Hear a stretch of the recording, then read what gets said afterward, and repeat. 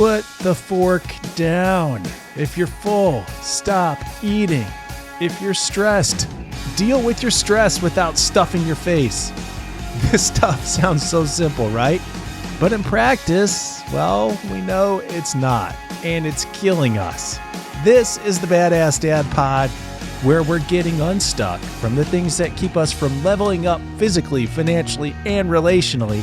And in this case, we're going to get unstuck from the triggers that really push us into negative eating habits.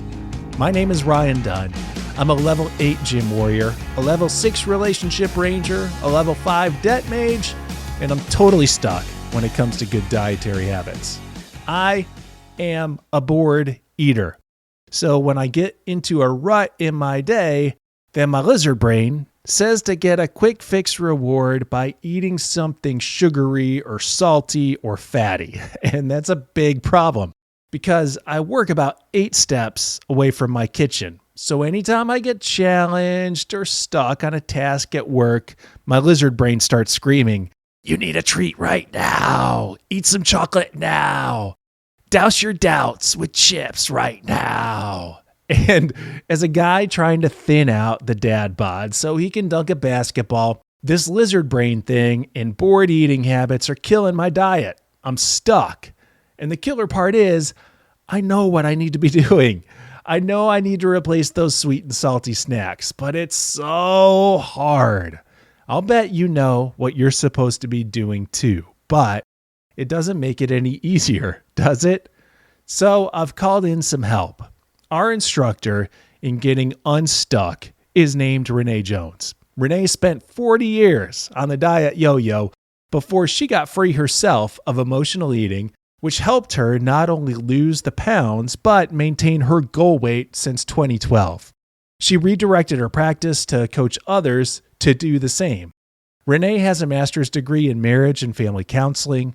Her TEDx talk on emotional eating has over 350,000 views, and that continues to grow. And we are fortunate enough to get some insights from Renee on how we can kick the triggers that keep sending us to the pantry. And maybe we can slim down the spare tire on the old dad bod too. Renee Jones, I would love to hear from your personal experience and now, in a sense, your referral experience. Why do you find that diets fail so often? We stop doing them. Is it really that simple? Pretty much, because very often what we do is we get to a point, either we get fed up of it or we get fed up with the product, or we reach our goal. And then we go back to eating the way we always did, which gets us the results we always got. Yeah. Okay. All right. So it's not so much that diets tend to fail midstream, but it's just the kind of been there, done that. Now I'm going back to what it was before. And sometimes, the body is not static. It changes. And I know particularly for men as well as women, you go through stages where some things work and some things don't. And if you bump up against something like that, a lot of people talk about a plateau in their weight loss, particularly if they're losing quite a bit of weight. And that's as simple as the body going, okay, I need to balance here. And you're trying to make me lose more, or you're starving me or whatever. And it says, okay, we're going to stay right here for a while. And if you can stay with it through that plateau, then your body will start moving again later. Do a lot of people get frustrated and quit at the plateau point? Oh, yeah. Income. Or they'll say, now I have to starve myself. I need to cut my calories to, whatever level they haven't been doing. And then they get hungry and often cranky and just think, I don't care anymore. I just want to eat. Well, you personally spent 40 years going back and forth on diets. What finally made the difference for you? What was your secret to success? Well, you see, I was staring down my 50th birthday. And, there's that whole life change thing in your 50s generally. And I thought, if I don't lose it now, I never will. And I started again on New Year's Eve or New Year's Day. And about 2 weeks later, I had to start over. And 1st of February, I had to start over. And March. And by April, Ryan, I had to have a bigger size. And I was absolutely mortified because this was supposed to be my year. Yeah. But I saw this video on YouTube, and I thought, that is fascinating. Just the person and what she was talking about. And I thought, okay, maybe there is hope. So I started working with her, actually. And she was just good. It was a coaching situation, and she asked just the right questions that twigged something. And then I was able to follow the plan, do the exercise, follow the plan, and get the result I wanted.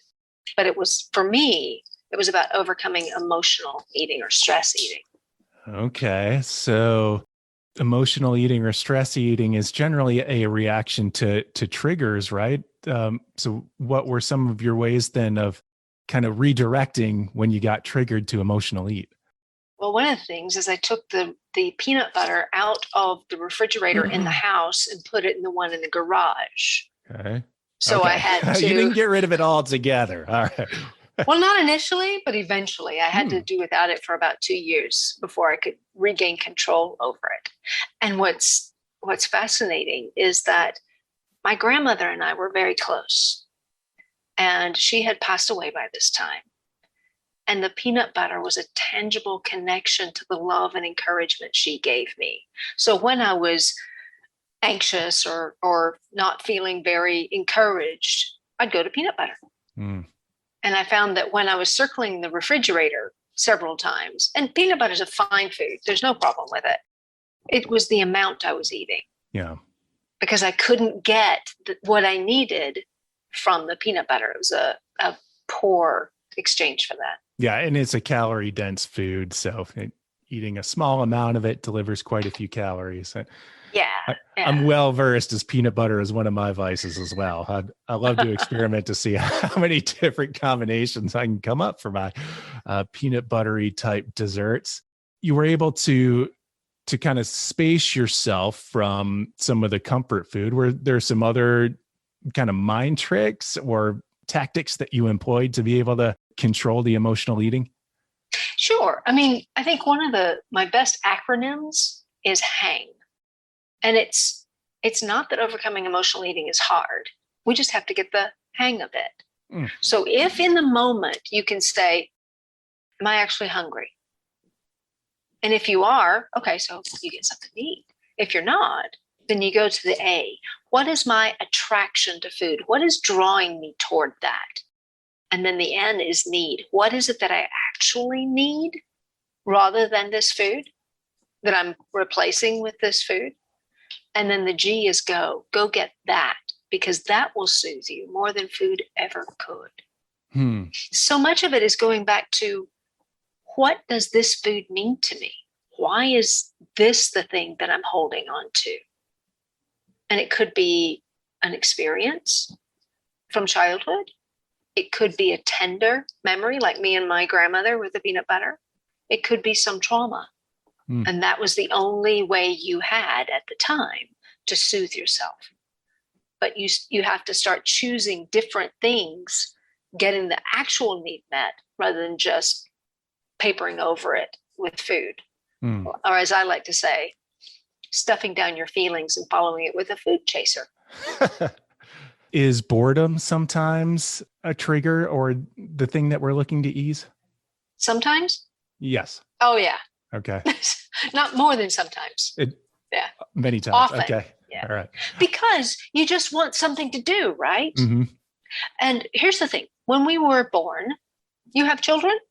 Yes. Yeah, you're a dad. Mm-hmm. When they were born and they cried, what did you do? Soothe them by feeding, right? Yeah. I mean, you put a bottle in their mouth, or maybe, let mom feed them, or you use a pacifier, right? And we're looking for that comfort. I'm holding a pacifier, and I actually taped this to my refrigerator at just my height, so that when I went to it, I thought, okay, is that what you're looking for? Okay. And if that's what I was looking for, I had to go do something else. Yeah. You didn't actually use the pacifier. No. Okay. Are you kidding? It's really too small, isn't it? I mean, True. Well, speaking of kids, as most of our listeners are in the parenting phase of life, and with that, kids, let's face it, they bring different foods into the home. At least maybe that's an excuse for many of us. You think? Yeah, I know. But it's likely that as parents, we're concerned with navigating a snack-filled home. So what are some practices that might help us if we're kind of going the diet route alone and not the rest of the family isn't engaged in it? What are some practices that might help us keep a little distance from the bad foods? It's all about rearranging things, Okay. right? So you might use, put all of the kid snacks or partner snacks in opaque containers and yours in clear containers. And you put yours at your eye level, whether it's in the pantry or in a cupboard or in the refrigerator. Put it at your eye level so you open up and that's the first thing you see. Because the things that are out of mind, we don't go to. Out of sight, out of mind, right? Mm-hmm. So that's one thing, just changing the containers that they're in. Another thing is have your own go-to snack options. That's the first thing you think about. And make sure that they are pretty, attractive to your eye. Okay. Because the kids are going to have all kinds of colors, right? Mm-hmm. Which is not necessarily good for them. But, that's beside the point. If the things that you like actually look good to you, that helps. Okay. You can also choose a cupboard and that's yours. Nothing else goes in there. None of the foods that aren't good for you go in there. And that's your cupboard. Now, the thing is, if you go to the other cupboards or the pantry, you're stealing their food. Mm-hmm. Mm. You stay in your area.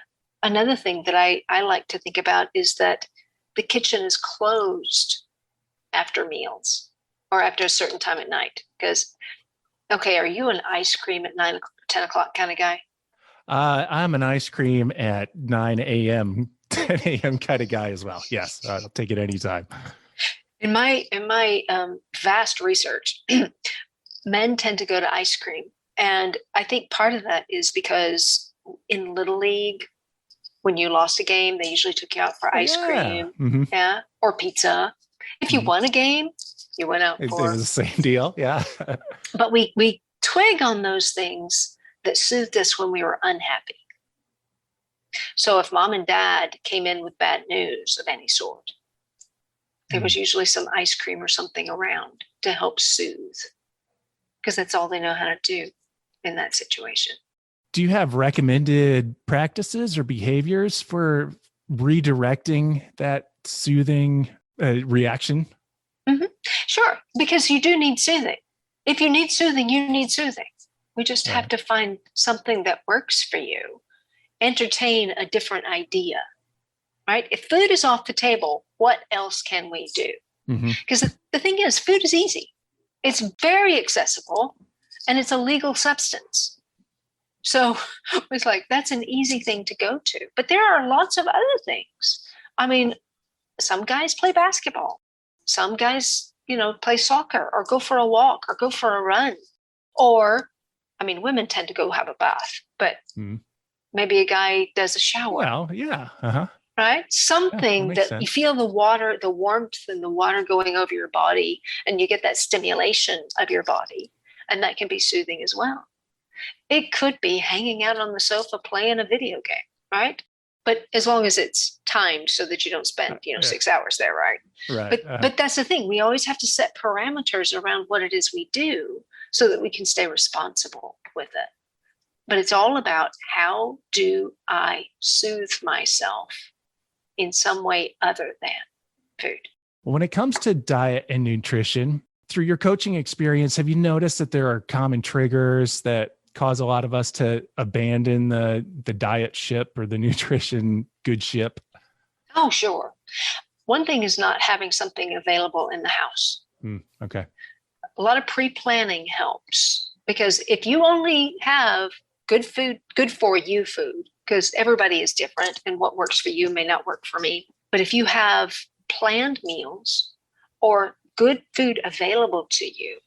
It's when you come home and you're tired because you've been working all day. Maybe you've had a rough day. Maybe the boss has been yelling at you. You're all stressed, that we tend to go for food. Or when you're having like a party, a picnic, a barbecue, the summer gatherings are coming up, right? Mm-hmm. If there is food there that is helpful for you, then focus on that rather than all the things that you see otherwise. Mm-hmm. When I go to something like that or to some sort of buffet, I first try to take a smaller plate because visually it looks fuller. Smaller amounts of food look fuller on. Okay. Right? But I do a reconnaissance round of the food and see, okay, what's going to make this holiday for me? If I leave this without that food, will I feel like I have not been to a party? And I just kind of think, all right, what do I want? Go through first and get the good stuff and leave a little space for a couple of extras. Okay. So that you get what is meaningful to you, even if it's off your plan. You get a small amount so that you get the taste of it. Because we really only taste the first 3 bites of anything. After that, you don't really taste it anymore. Okay. You can keep eating it, but your taste buds are already overwhelmed. Huh. I hadn't considered that. One of the things that I tell people when they have like a craving, if they just have to have a certain food, if it's that important to you, put it on a plate or in a bowl. Use a spoon or a fork. Sit down at your table and focus on the food. Don't go sit in front of the TV and just eat it because you won't notice it. Okay. And you'll probably eat it too fast. But if you actually take the time to look at the food and enjoy every bite, savoring every bit of flavor out of that bite, then it'll be a lot more satisfying. My grandmother used to make wonderful pies, and I'd have a piece and I'd eat it so fast because it was so good. Yeah. And I was like, I didn't get to enjoy that. I didn't really taste it. So I'd want another piece. Whereas if you focus on the first piece of whatever, and you actually pay attention to the food, then you're giving the food the same honor you're giving your craving. That honor is a good way of looking at it, I think, to kind of honor the thing that you are partaking of. So that if you are indulging in ice cream, to don't just indulge in it mindlessly while you're watching late night or Sports Center or whatever, but to maybe set everything else aside and devote your full attention to that. That's a great way of looking at it, because it doesn't set it to a unachievable place or an unattainable place. It's not mindlessly engaging in it. It's not entertainment for your mouth. Mm-hmm. I mean, if you're going to eat mindlessly, you may as well be eating celery because you'll enjoy it just as much. True enjoyment. So I love that idea of replacement, though, that celery makes like the mindless snack for the TV. Because it crunches. There are very few calories to it. It won't throw your plan off. Oh, that's great. Yeah. And then set your ice cream apart for the word holy comes up, like the holy event of sitting down to have a scoop of ice cream. Yeah. If you want it that much, at least take time to enjoy it. Otherwise, it's just wasting it. Well, Renee, for folks who are curious about, more of what you do and getting some more advice on diet and nutrition, where can people get a hold of you? www.packyourownbag.com. Pack Your Own Bag. There must be a story behind Pack Your Own Bag. Well, I think our emotional bags get packed for us, as we walk through life, because youth, other kids, parents who are frazzled, things get thrown into the bag. And if we can unpack all the stuff we no longer need, then we can pack for the journey we want to be on. Makes sense. All right. PackYourOwnBag.com. Renee Jones, thank you so much for your insight and helping us take it to the next level in terms of our diet and nutrition. Again, get more tips and insights from Renee Jones at PackYourOwnBag.com. That's all I got for you on this episode of the Badass Dad Pod. I remain your humble podmaster, Ryan Dunn. We're checking in with each other regularly over on Facebook through the Badass Dad Squad. Jump into the group, will ya? Also, will you hit subscribe and leave a helpful review for this podcast? That is one super badass way of paying it forward and saying thanks. Music is by I.O. Ellen. I'll be back with more truth for badassery next week. Okay, bye.